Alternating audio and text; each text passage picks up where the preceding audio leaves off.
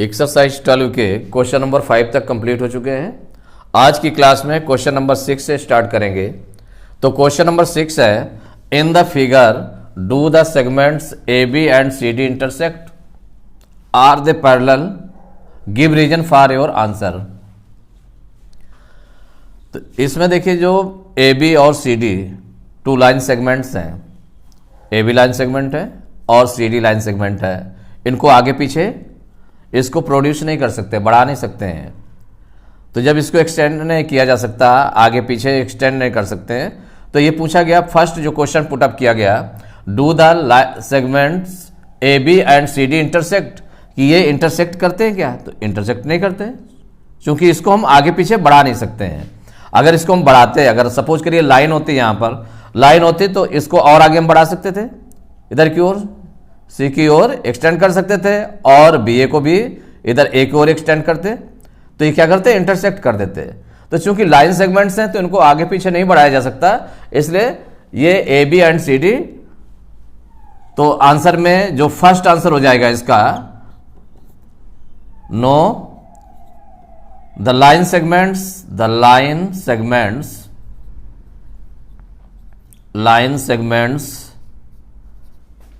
A B and C D do not intersect.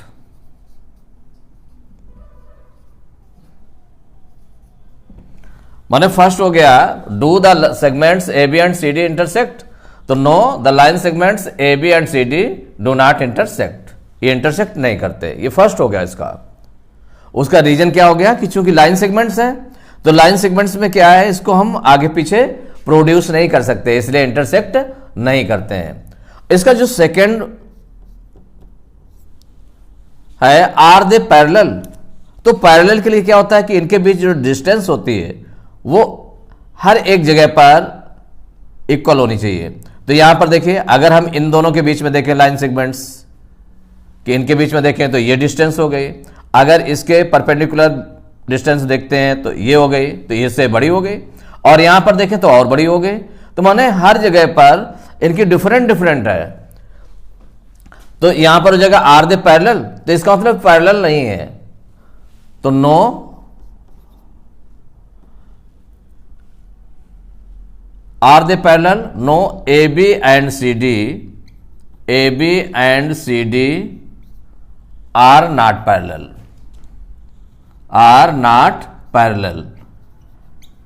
और parallel क्यों नहीं है, इसका reason, because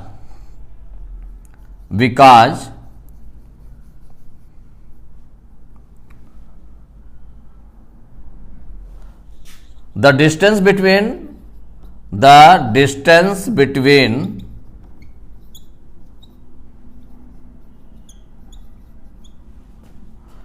AB and CD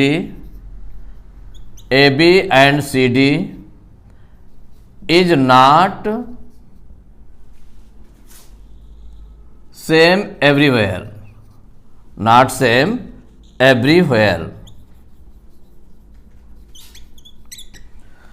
no A B and C D are not parallel, ये parallel नहीं है, because the distance between A B and C D is not same everywhere, कि हर जगह पर इसकी डिस्टेंस इक्वल नहीं है, बिटवीन जो डिस्टेंस है इक्वल नहीं है, इसलिए पैरेलल भी नहीं है, और ये लाइन इंटरसेक्ट भी नहीं करती है। Question number 7, using a set square and ruler test whether L parallel to M in each of the following cases। इसका डायग्राम जो बना हुआ है, फर्स्ट बना हुआ है, देखिए फर्स्ट L और M टू लाइंस बनी हुई हैं। तो इन टू लाइंस में ये पैरेलल है कि नहीं है, तो इसको हम कैसे यूज करना है, क्या यूज करना है, सेट स्क्वायर और रूलर और सेट स्क्वायर को यूज करके हमें बताना है कि ये पैरेलल है कि नहीं है। तो हमें टू लाइंस अगर ड्रा की गई हैं, तो ये देखना है कि उनका डायरेक्शन क्या है। सबसे पहले देखते हैं डायरेक्शन क्या है। तो डायरेक्शन देखिए, ये हॉरिजॉन्टल डायरेक्शन है, एम का भी और एल का भी हॉरिजॉन्टल डायरेक्शन है। अब बीच में देखते हैं कि इनके बीच की डिस्टेंस क्या इक्वल है, हर जगह इक्वल है क्या? तो इसके लिए सेट स्क्वायर, तो सेट स्क्वायर जैसे कि हम बनाते हैं कि सपोज करिए ये सेट स्क्वायर इस तरह से रहता है, ट्रायंगल शेप में होता है, राइट ट्रायंगल शेप में सेट स्क्वायर होता है। तो सेट स्क्वायर को सपोज करिए यहां पर रखा गया और रखने के बाद में जो लाइन से देखते हैं, इसकी डिस्टेंस हम मेजर करते हैं, तो इसमें जो मेजरमेंट दिए होते हैं और उसमें हम चेक करते हैं कि ये कितनी डिस्टेंस है इसकी बीच में। इसकी सपोज करिए कि है 7.5 माने 7.5 सेंटीमीटर है यहां पर डिस्टेंस है। तो यहां पर चेक किया गया कि 7.5 सेंटीमीटर डिस्टेंस है इसकी। और आगे चेक करते हैं, अगर दूसरी जगह पर देखें बिल्कुल परपेंडिकुलर शेप में देखते हैं कि यहां पर डिस्टेंस कितनी है, तो यहां भी 7.5 सेंटीमीटर डिस्टेंस है। और भी आगे देखें तो 7.5 सेंटीमीटर डिस्टेंस है।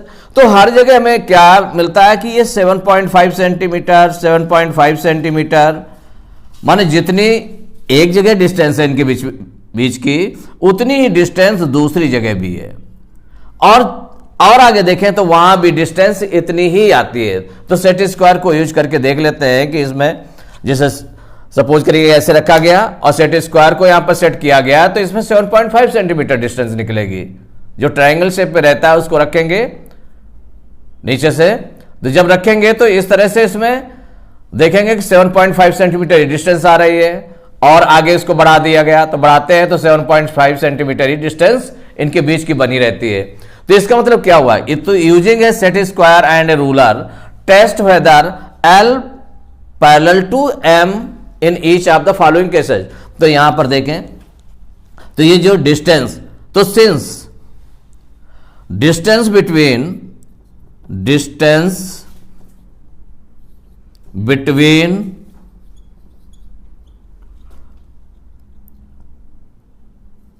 The lines L and M, lines L and M are same everywhere.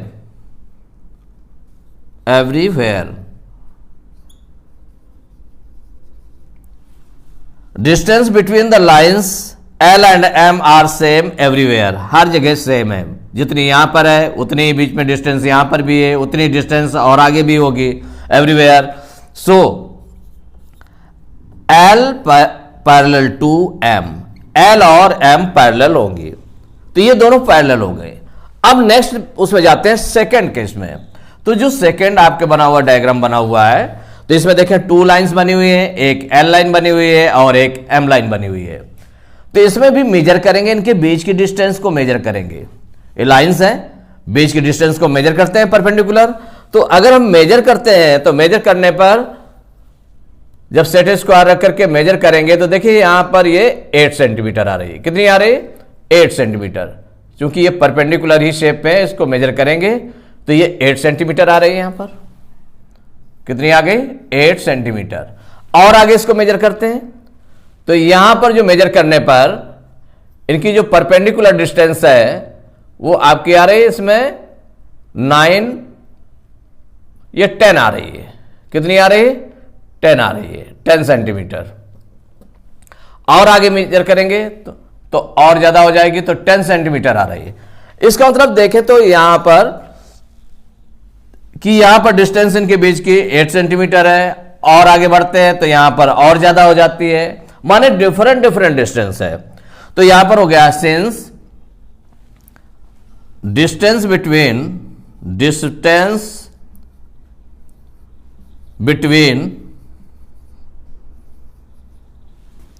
the lines L and M, the distance between the lines L and M, distances कई डिस्टेंस लिए गए ना, तो distances between the lines L and M are different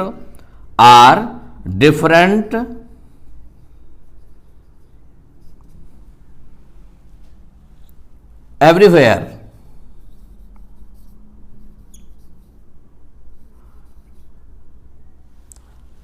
हर जगह different है। यहां पर 8 centimetre आया तो अदर उसमें जो है दूसरी आ रही डिस्टेंस आ रही है। तो distances between the lines L and M are different everywhere, so L and M are not parallel. L and M are not parallel, कि ये पैरेलल नहीं है। ये जो पेयर आपका आ रहा है लाइंस का, ये पैरेलल नहीं है। और इसमें जो फर्स्ट वाला था, तो फर्स्ट में चूंकि हर जगह पर डिस्टेंस, इनके बीच की डिस्टेंस इक्वल थी, इसका मतलब ये दोनों एल और एम पैरेलल लाइंस हैं। और इसमें जो सेकंड फिगर है, सेकंड फिगर में जो डिस्टेंस बिटवीन है वो अलग अलग है, इसका मतलब ये दोनों पैरेलल नहीं है। Question number 8, which of the following statements are true and which are false.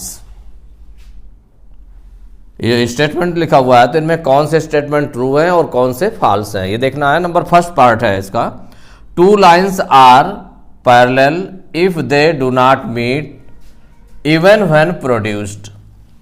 To lines है, तो लाइंस को हम आगे पीछे बढ़ा सकते हैं, आगे पीछे बढ़ा सकते हैं। तो टू लाइंस आर पैरेलल, ये पैरेलल होती है if they do not meet even when produced. अगर उनको आगे पीछे बढ़ाया जाए, कितना भी बढ़ाया जाए, अगर वो नहीं मिलती हैं, तो इसका मतलब वो लाइंस क्या है, पैरेलल है। क्योंकि लाइंस को हम आगे पीछे बढ़ा सकते हैं, इसका मतलब ये स्टेटमेंट जो है करेक्ट है। तो इसमें ट्रू हो गया स्टेटमेंट, ट्रू, टी राइट करेंगे इसमें।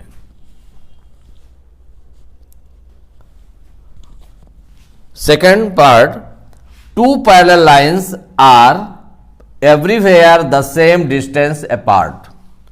टू पैरेलल लाइंस, ये भी लाइंस है, लाइंस को भी आगे पीछे बढ़ाया जा सकता है। तो two parallel lines are everywhere the same distance apart, माने वो एक दूसरे से इक्वल डिस्टेंस पर होती हैं, एवरीवेयर, हर जगह। तो कोई भी लाइंस अगर हम लेते हैं, सपोज करिए कि लाइन ले रहे हैं, तो लाइन हम कहीं भी लेंगे तो लाइंस हैं वो हर जगह। अगर टू लाइंस पैरेलल लाइंस हैं तो वो हर जगह, एवरी प्लेस पर इनके बीच जो डिस्टेंस होगी वो इक्वल होगी, हर जगह सेम होती है, वही सेम रहती है डिस्टेंस, इनके बीच जो डिस्टेंस होगी वो सेम रहती है। इसका मतलब ये भी स्टेटमेंट करेक्ट है, तो ये भी आपका ट्रू हो गया। थर्ड पॉइंट है, if two line segments do not intersect they are parallel. अब यहां पर लाइन सेगमेंट्स हैं, सपोज करिए कि लाइन सेगमेंट हमने बनाए, उसमें चूंकि उसको हम आगे पीछे बढ़ा नहीं सकते हैं। अगर इस तरह से बने हुए हैं, सपोज करिए इस तरह से हैं, लाइन सेगमेंट हैं, इनको आगे पीछे प्रोड्यूस नहीं कर सकते, बढ़ा नहीं सकते हैं। अगर इनके बीच की डिस्टेंस इक्वल आ रही है, हर जगह इक्वल आ रही है, यहां भी जितनी है उतनी यहां भी है, तो इसका मतलब ये कैसे है, ये दोनों पैरेलल हो गए। अगर सपोज करिए कि लाइन सेगमेंट इस तरह से हैं जो एक दूसरे से डू नॉट इंटरसेक्ट नहीं कर रहे हैं, सपोज करिए ऐसे बना हुआ है, जिससे एक लाइन सेगमेंट ये हो गया, दूसरा लाइन सेगमेंट इस तरह से है, तो ये लाइन सेगमेंट्स इस तरह से बने हुए हैं। तो यहां पर देखें लाइन सेगमेंट है, तो इनको आगे पीछे नहीं बढ़ाया जा सकता है। तो यहां देखें इंटरसेक्ट नहीं कर रहे हैं, ये दोनों लाइन सेगमेंट्स इंटरसेक्ट नहीं कर रहे हैं। लेकिन हर जगह डिस्टेंस देखें तो यहां पर जो डिस्टेंस है कम है, और दूसरी जगह अगर हम देखते हैं बीच की डिस्टेंस तो ये ज्यादा हो गई, और तीसरी जगह देखते हैं तो और ये ज्यादा हो गई। इसका मतलब ये क्या हुआ, ये पैरेलल नहीं है। माने if two line segments do not intersect, अगर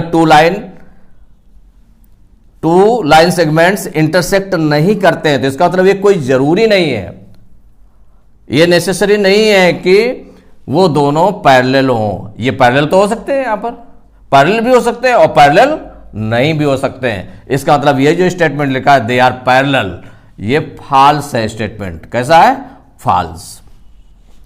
फोर्थ हो गया, if two rays do not intersect they are parallel. अब रेज की बात आ गई, तो रेज में देखें कि अगर मान लो टू रेज है, रेज मीन्स वन तो एंड पॉइंट होता है इसका फिक्स पॉइंट, और अदर जो पॉइंट होता है वो आपका एरो का होता है, ऐसे है। और सपोज करिए इस तरह से है, ये टू रेज है, तो if two rays do not intersect माने इंटरसेक्ट नहीं कर रही है, दे आर पैरेलल, तो तो यहां पर देखें तो इनके बीच की अगर हम डिस्टेंस देखते हैं तो यहां पर जो डिस्टेंस है और जो ये डिस्टेंस है ये दोनों जगह सेम है, माने इनके बीच की जो डिस्टेंस है वो इक्वल है, तो ये तो पैरेलल है।